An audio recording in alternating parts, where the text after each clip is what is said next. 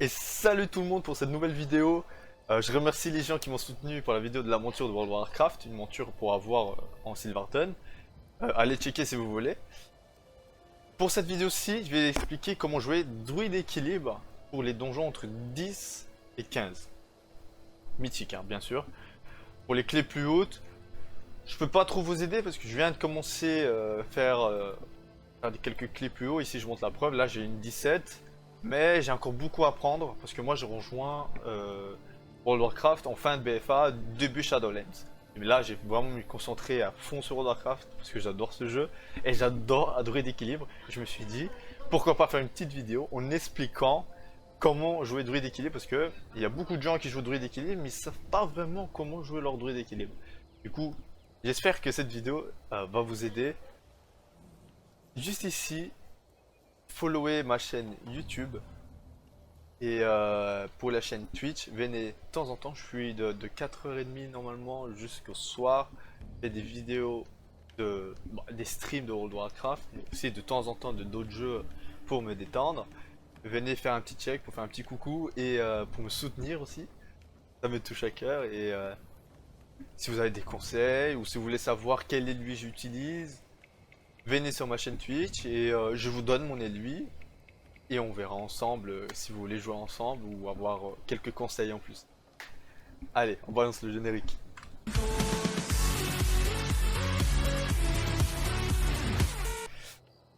Du coup les gars, pour ce premier point, on va expliquer tout ce qui est talent.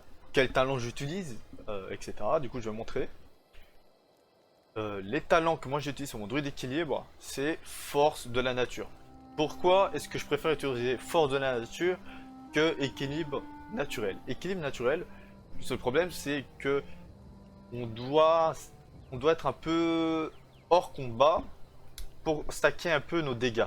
C'est ça un peu qui fonctionne l'équilibre naturel. Le problème, si vous faites des clés plus haut que 10 ou 15, faut tout le temps enchaîner les packs. Du coup, on n'a pas le moyen de stacker le stack pour faire plus de dégâts. Du coup, qu'est-ce qui est meilleur? C'est force de la nature, parce qu'on peut lancer nos triants, ils font des dégâts, et en même temps, ils peuvent aggro pour aider au tank, qui ça peut servir beaucoup au tank.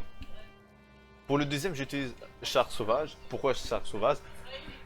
C'est parce que je peux utiliser sur mon druide d'équilibre le saut en arrière pour m'éloigner des packs quand ça devient trop dangereux, etc. Je peux pousser l'ennemi, sauter en arrière, comme ça j'ai une plus grande distance pour, voilà, pour la sécurité, etc.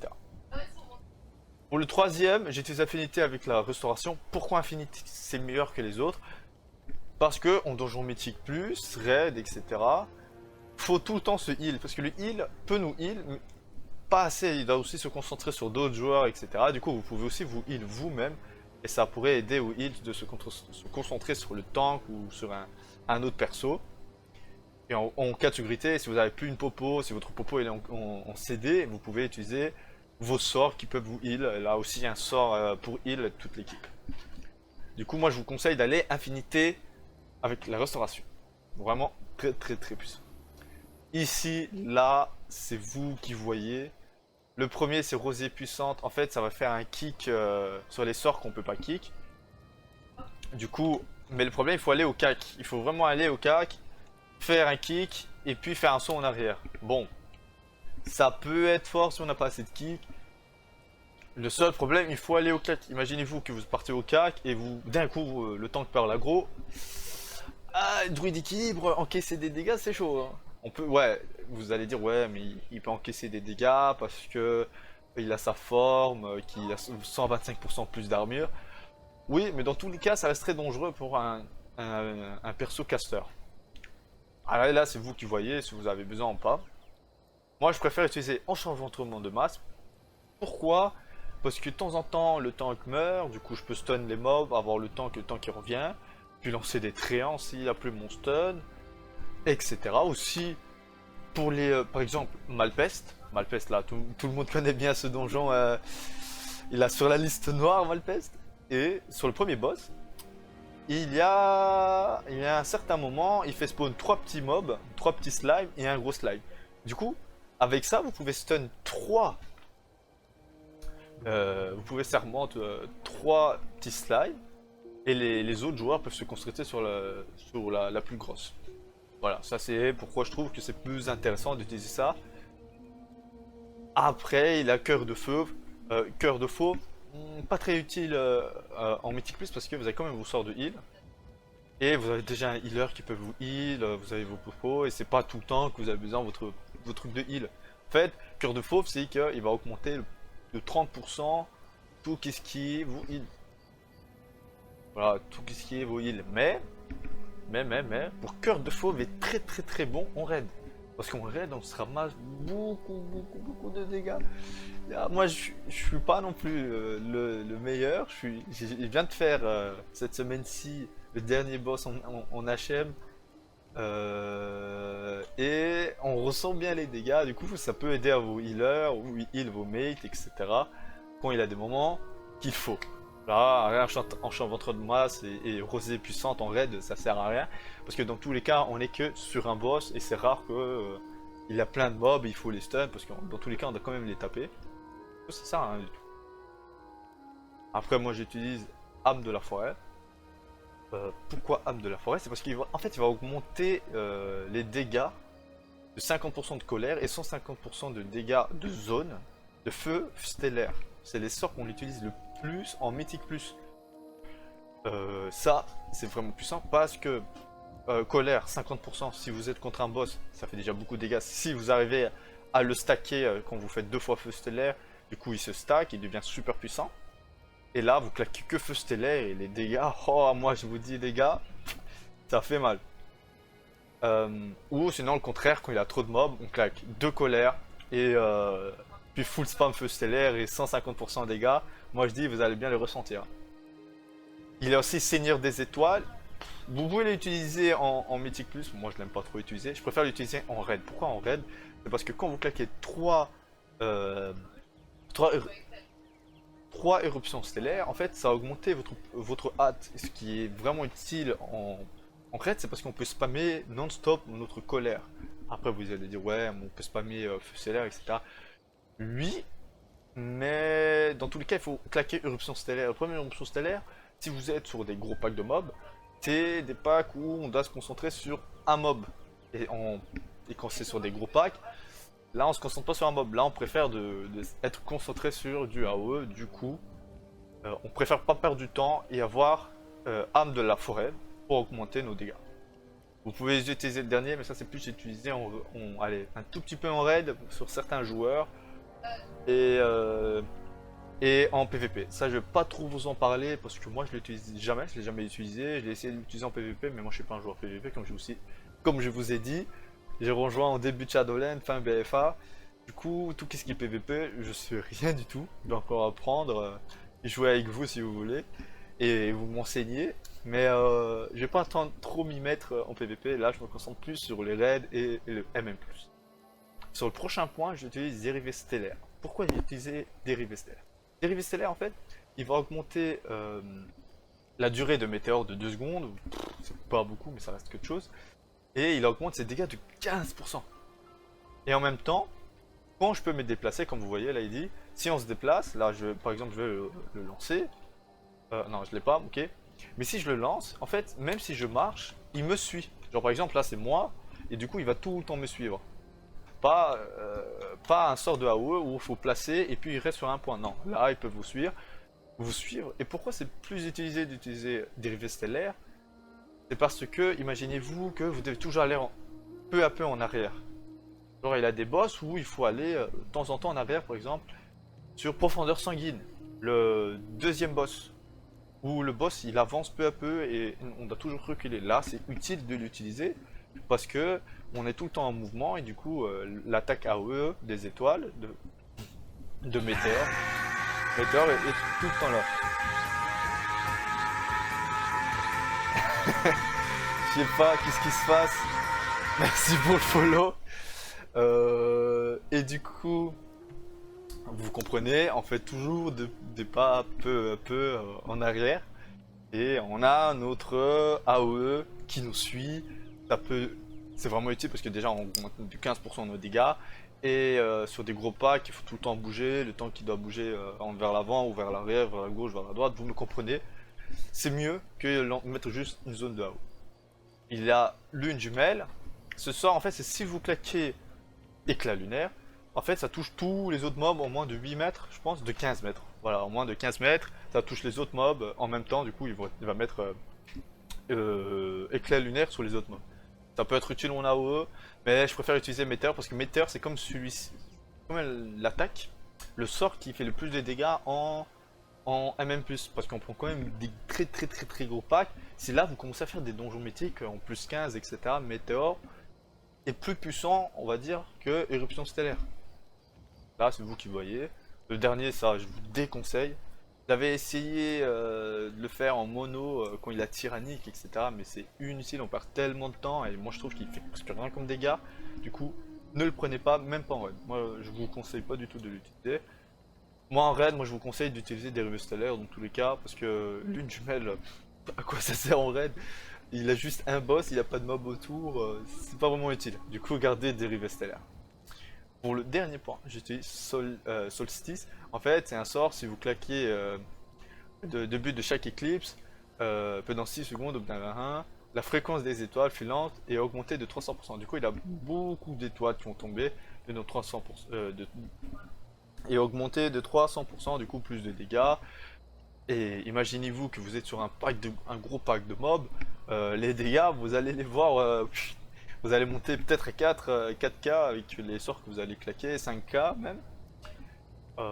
Du coup, moi je vous conseille d'utiliser ça. Après, vous avez des joueurs qui utilisent Fureur de Lune et Nouvelle Lune, mais ça, je veux dire la vérité, ça je me suis pas vraiment concentré sur ces points-là. J'ai dit, moi je préfère garder Solstice, je trouve que c'est plus intéressant pour moi, parce que je fais quand même du Mythique Plus.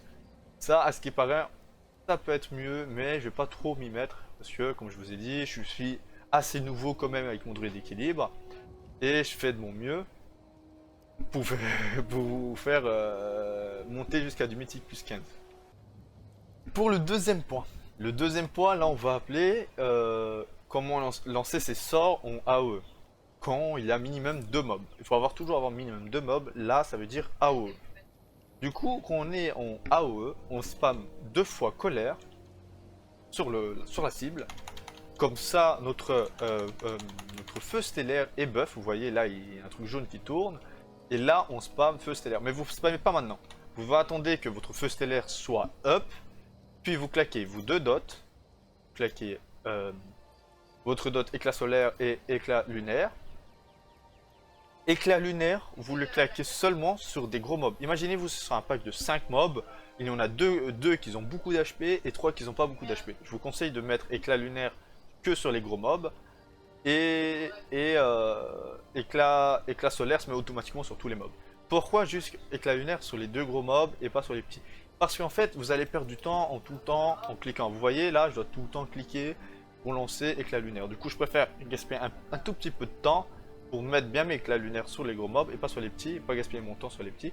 Parce que les petits vont quand même se faire one shot par les cacs, etc.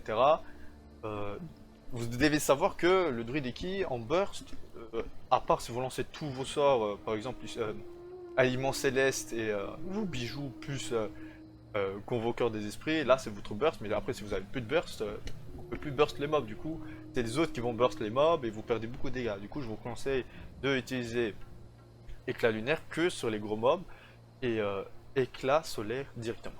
Du coup, comment je vous ai dit, on claque 2 fois colère, puis on met nos dots, comme je vous ai dit, éclat lunaire pour les gros mobs et éclat solaire sur tous les mobs. Puis on met météore et là on claque tous les bijoux, alignement céleste et le convoqueur des esprits. Là vous allez voir les dégâts, ils vont augmenter mais très haut. Ça c'est tout ce qui est en AOE. Maintenant, au prochain point, je vais vous expliquer comment faire en solo. Le troisième point, là, c'est tout ce qui est combat contre un boss, en raid, ou un mob qui est tout seul. Comment est-ce qu'on vous fait? En fait, vous claquez 2 fois feu stellaire, là c'est tout le contraire. On claque 2 fois feu stellaire. Là, vous allez voir, je vais claquer 2 fois feu stellaire. Et là, mon colère va être up. Du coup, là, je mets mes dots comme tout à l'heure. On met premier les dots. Puis on claque tous nos bijoux et aliments célestes. N'oubliez pas de mettre alignement céleste, vos bijoux, vos prépotes, etc. Et puis vous claquez convoqueur des esprits.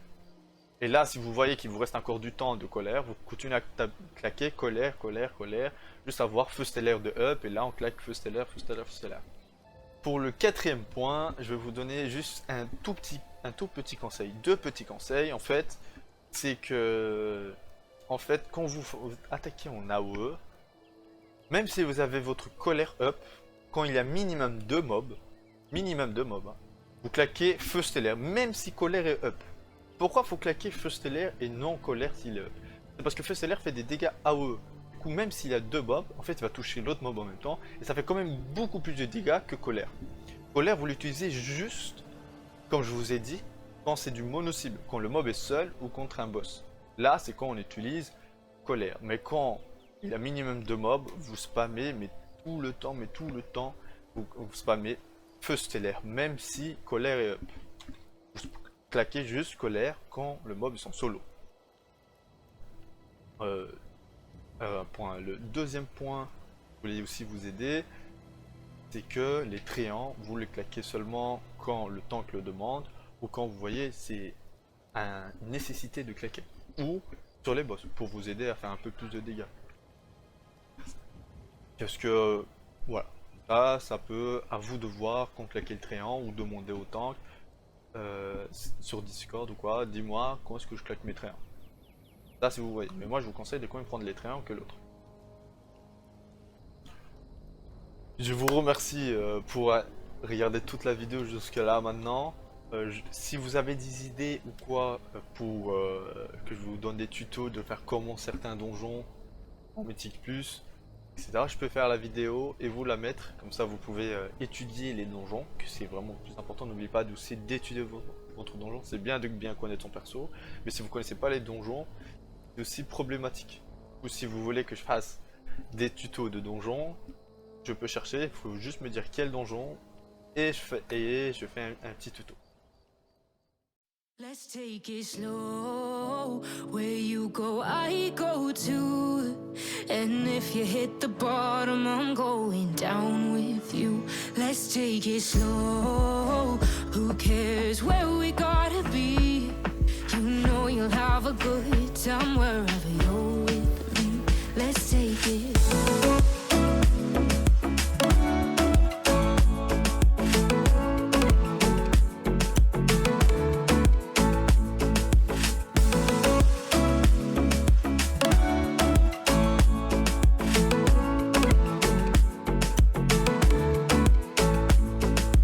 Ask me how we got here, 'cause you don't know how. You say we're taking on water, yeah, we're sinking now. You're looking all concerned, like we're gonna drown, but we both know how to swim, no.